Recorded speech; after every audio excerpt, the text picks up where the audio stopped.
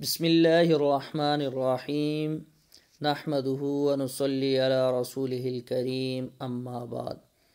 روزے کے مسائل چل رہے ہیں۔ آج ہم بیان کریں گے کہ روزے کی حالت میں انجیکشن اور ڈرپ لگانا کیسا ہے۔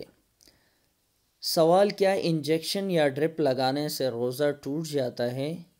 صورت مسئلہ کا جواب یہ ہے کہ روزے کی حالت میں انجیکشن لگوانا جائز ہے، خواہ رگ میں لگوایا جائے یا گوشت میں، کیونکہ انجیکشن کے ذریعے جو دوا بدن میں پہنچائی جاتی ہے وہ اصلی راستوں یعنی اوپننگز ایریا سے نہیں بلکہ رگوں یا مسامات کے ذریعے بدن میں جاتی ہے، جبکہ روزہ فاسد ہونے کے لیے ضروری ہے کہ بدن کے اصلی راستوں سے کوئی چیز معدے یا دماغ تک پہنچے، اور انجیکشن میں ایسا نہیں ہوتا، لہٰذا آپ دوران روزہ انجیکشن لگوا سکتے ہیں۔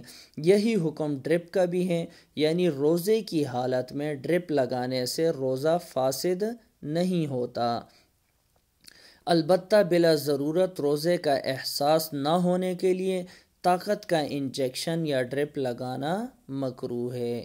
اسی کی مثال فتاوی شامی میں دی ہے کہ ایک شخص اگر نہر میں نہا رہا ہے تو چونکہ اس کا ظاہری بدن جو ہے وہ پانی میں تر اور گیلا ہو چکا ہے، لیکن اس کا اثر اس کے باطن تک بھی پہنچ چکا ہے، کیونکہ اس کے جسم کے اندرونی حصے کو بھی ٹھنڈک پہنچ چکی ہے، لیکن اس کے باوجود بھی اس کے روزے پر فرق نہیں پڑا۔